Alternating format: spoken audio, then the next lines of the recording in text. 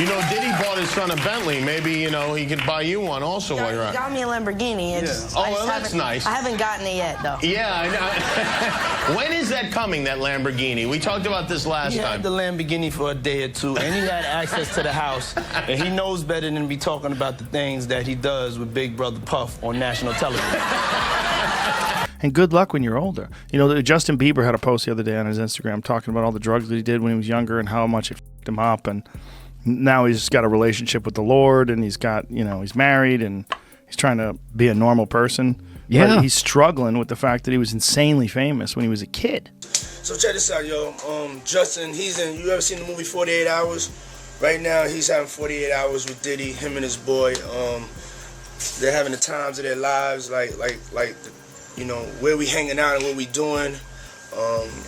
We can't really disclose, but it's definitely a 15-year-old's dream. You know, I have been given custody of him. You know, he signed to Usher. I'm signed to Usher. I had legal guardianship of Usher when you know he did his first album. I did Usher's first album. I don't have legal guardianship of him, but for the next 48 hours, he's with me. And then you have him come to audition for you, right? Actually, with a few people. My wife at the time. Right. It also was Perry Reed, L.A. Reid's first wife. So you were all sitting in a room somewhere? We were in a room. Yeah. And I showed her the video. And Perry says, "Are you crazy? You better get down there and meet this kid right now. He's amazing." When all these pics come out and all this stuff with Bieber's big penis, are you the mastermind behind that? Say, listen, show off your big penis and people will come to those concerts. Or are you sitting there? Is that the kind of managing he's doing? Usher, are you sitting down with him and saying, yeah, show your or leave it in your pants? I mean, do you sit him down and say, look, part of this is PR, Hey, man. by the way, he does have a brain of his own. Yeah, but were you shocked at the size of his penis? Hey, listen, he has a mind of his own. What he chose to do with his penis is his prerogative. He's managing that aspect of his life. But Usher, is somebody... I have nothing to do with Justin Bieber's private parts, man. Flown out to Atlanta by a manager. His name's Scooter Braun. Flown out to Atlanta just to meet with him and meet different producers and different people. I was actually going to meet Jermaine Dupri at his studio. And who rolls up? Usher in his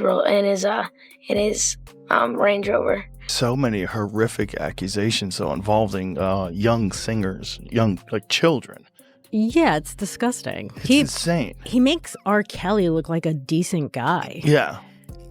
It's so crazy. It is crazy. And meanwhile, the guy was like hanging out with Oprah, hanging out with Obama. Jay-Z, Everybody. I'm sure the Clintons were there at some point. Maybe Bill. What's up, man? You good? I'm good. How are you? All right, young brother, everything's good? Everything's Selling great. out arenas and everything? Yeah. Starting to act different, huh? You ain't been calling me and hanging out the way we used to hang out. Well, I mean, you try to get in contact with me, you know, through all my, partners and whatnot. Mm-hmm. But you never really got my number, so. Right. Okay. My number? Yeah. I'm gonna tell you my number. Yeah. It's 555. Yes. Okay. 5555. Okay. 55. You heard that? Yeah. Okay. You think I could book that for like the weekend of the 14th when the soundtrack comes out? If so, bump somebody. All right, thanks. All right, love you, man. Bye. I got my MTV out. Savage! I'm a savage! Oh! I'm a savage! Whatever I want, I'm going to get! Whatever I want, I have to get! What's going on with you guys? Are you working together? I'm not. I mean, I think that we've become friends in a strange way, you know? Like Robin Big. Yeah. It's like exactly. I'm big and you're Robin. Yeah. No, I mean, to a lot of us, he's like a little brother. You know what I'm saying? He's not afraid to call and ask for advice. He's somebody that, in the industry-wise, the record industry is a strong family, and he's somebody that, you know, we definitely have our arms around, and we want to protect him because he's such genuinely a nice person besides his talent. You know what I'm saying? He's one of the greatest kids that you could ever know. Months ago, I was really struggling mentally and emotionally, and just there were so many things that were adding up, and I wasn't able to enjoy any of the things that I owned. That stuff's not gonna matter to you. None of the actual things did anything because I was so hurt and I was so confused and I was so sick and there was all these things and I was like, I can't, you know, there's like, you just can't, like you said, you can't enjoy the actual physical, tangible, like, things that money offers, right? Because I think if a victim comes out against Usher, it'll show how egregious this shit is. Because if he can be a predator, then anybody can be a predator. Can't smile in your face the whole time. You feel what I'm saying? Like, people look at Usher, they don't see that. They're not seeing the victim. They're not seeing that boy that got rushed to the hospital. They're not seeing what the intentions was in his heart when he took Justin Bieber there. Oh. Let's be honest. He took Justin Bieber there. Diddy had been trying to get to Bieber for a minute. And his management was backing him off. But it wasn't until Usher took over management and had guardianship and gave temporary guardianship to the diddler for 48 hours. Think about that. The you of then was on a path of self-destruction. Oh, for sure. Yeah, I would have, for sure, 100%. Yeah. It would have been no bueno. It was bad. I don't know if I'd be alive, for sure. It was dark.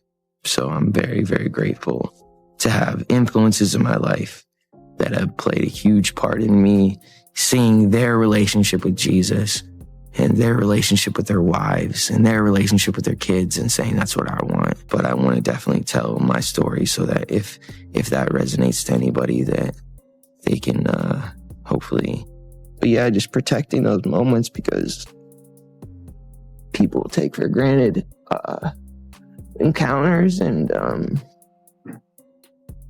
we had seen these videos of Justin Bieber being handed over to him at age 15. Great job.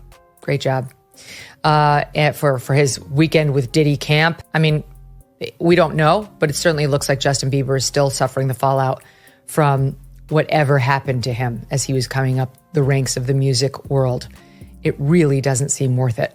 I mean, I'd love to hear more from his camp about what's real, because it's clear he's suffering.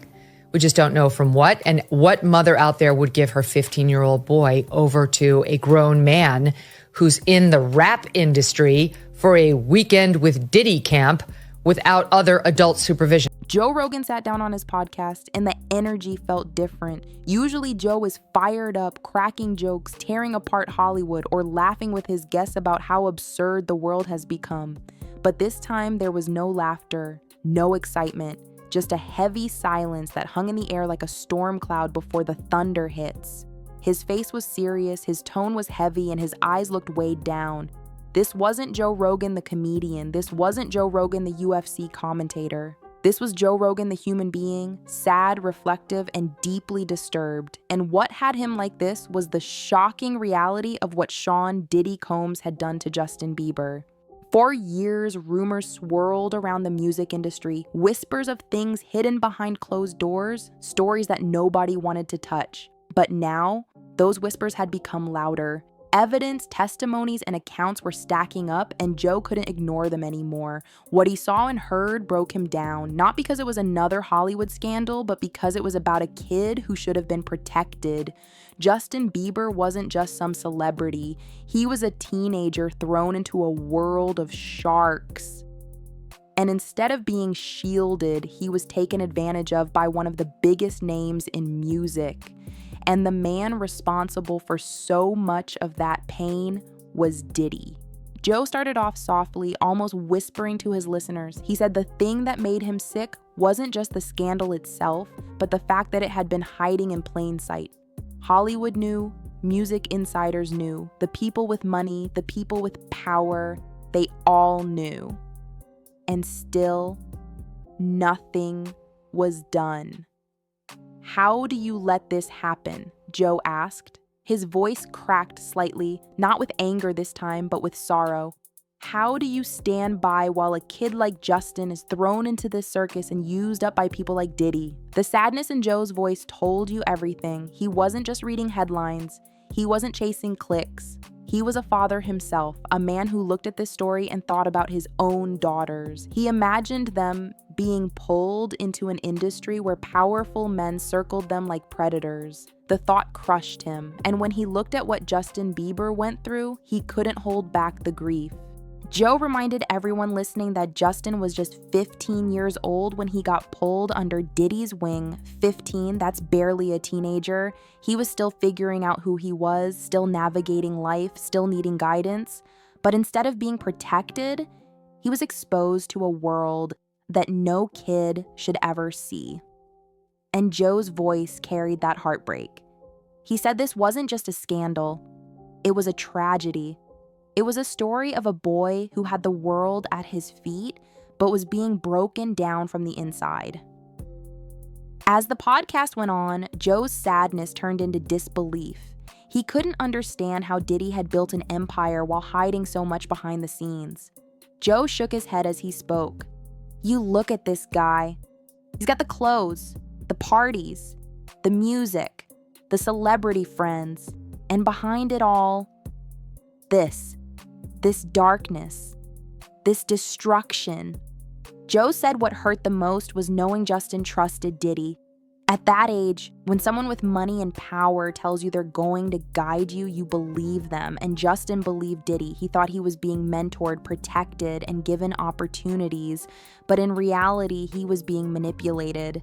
That betrayal, Joe said, was the part that shattered him the most. He paused during the show, and for a moment, it felt like he was fighting back tears. Imagine, Joe said quietly, you're 15 years old, and the person you think is looking out for you is actually the one breaking you down. That's what happened to Justin, and now, all these years later, the truth is coming out, and it makes me sick. Joe's sadness wasn't just about Bieber, though. It was about the system. The entire machine that let Diddy rise so high, all while crushing the people around him.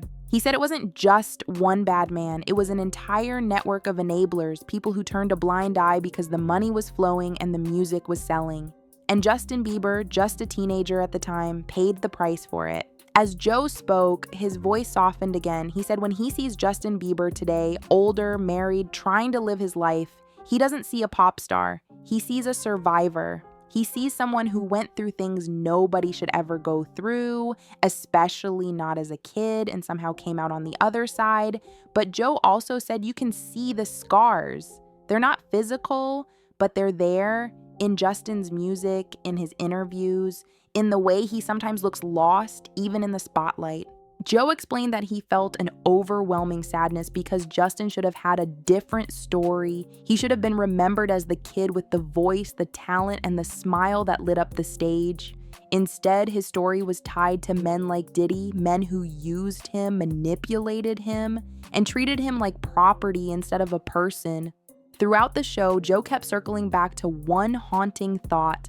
How many other Justins are out there? How many other kids got pulled into the same world and were left broken? That thought crushed him because he knew Justin's story wasn't the only one. Diddy's empire didn't stand on music alone. It stood on control, manipulation, and people being too scared to speak up. Joe's sadness turned into a quiet kind of anger. Not loud, not explosive, but the kind that comes from a deep place of mourning. Diddy ruined people, Joe said softly, and we're only just starting to see the truth. By the end of the podcast, Joe wasn't laughing. He wasn't making jokes or moving on to the next headline. He just sat there looking down, his voice heavy with grief. He said what Diddy did wasn't just wrong, it was unforgivable. And the saddest part of all was that the damage couldn't be undone. Justin Bieber would carry that weight for the rest of his life. As Joe's podcast went on, the weight in his voice only grew heavier. He leaned back in his chair and admitted something he doesn't often say, that this whole situation left him questioning humanity. He said it's one thing to hear about crime in the streets or scandals in politics, but when you hear about a child being betrayed by people who promised to protect him, it hits differently. Joe said the part that kept him up at night was imagining Justin at that young age, a boy who should have been worried about friends, school, or just making music for fun. Instead, he was dealing with the manipulation of one of the most powerful men in the industry. Joe repeated quietly, "That wasn't a fair fight. It wasn't even close." He explained that people forget how young Justin was when he was thrown into this machine. Fame can look like a gift, but Joe said fame without protection is more like a trap. Justin didn't have the tools to fight back. He didn't have the experience to see the warning signs, and Joe stressed that Diddy knew that. Diddy saw that innocence, that trust, and he twisted it to his own advantage. The sadness deepened when Joe compared Justin's story to kids outside of Hollywood. He said, think about a 15-year-old kid in your own family. Picture them being thrown into a world where everyone wants something from them. Now imagine the very person you trusted most was the one causing harm. That's the pain Justin lived through. Joe let that sink in almost as if he wanted his listeners to sit in the discomfort. Joe then reflected on how silence from the industry added to the pain. He said it wasn't just Diddy who failed Justin, it was every adult in the room who looked the other way. Every manager, executive, and so-called friend who knew something was wrong but stayed quiet because of money or fear. The silence is just as bad, Joe said softly. It's like they all handed Justin over to be broken and never once stepped in to help. Another point Joe made was about the long-term damage. He reminded listeners that while Justin looks fine today, married, performing, smiling in interviews, trauma doesn't vanish. Joe explained that kids who go through betrayal like that carry it forever. It changes the way they see the world. It makes them question trust, love, and even themselves. And Joe said you can see traces of that in Justin. The times he broke down in public, the moments where he seemed lost even at the height of his fame. Those weren't random. They were scars from what Diddy put him through. Joe also opened up about how heartbreaking it is that Justin probably felt like he couldn't even talk about it for years. When you're up against someone as powerful as Diddy, you don't feel safe to speak out. And when the industry protects the abuser instead of the victim is left carrying that weight in silence. Joe admitted that this silence haunted him because he knew it meant Justin went through some of the hardest years of his life completely alone. By now, Joe wasn't just sad, he was crushed. He talked about the betrayal of innocence, about how the world failed Justin, and how Diddy built his success on the backs of people who never had a chance to fight back. Joe sighed deeply and said, "That's what makes me sick. That's what keeps me up at night. Not just that it happened, but that everyone let it happen." He wrapped up that part of the podcast by warning listeners about blind trust. He said the story of Justin Bieber is a lesson about power, how dangerous it is when one man is allowed to hold so much influence without accountability. Joe told his audience that it's not enough to admire fame and success. People need to start asking harder questions about how that success was built and who got hurt in the process. And as the episode drew to a close, Joe's sadness lingered in every word. His voice carried a tone his fans rarely heard before. A father, a protector, a man crushed by the thought of a boy being betrayed. Joe didn't leave the audience with jokes or energy. He left them with a heavy silence and one clear message: that what Diddy did to Justin Bieber wasn't just another Hollywood scandal, it was one of the greatest tragedies in modern music.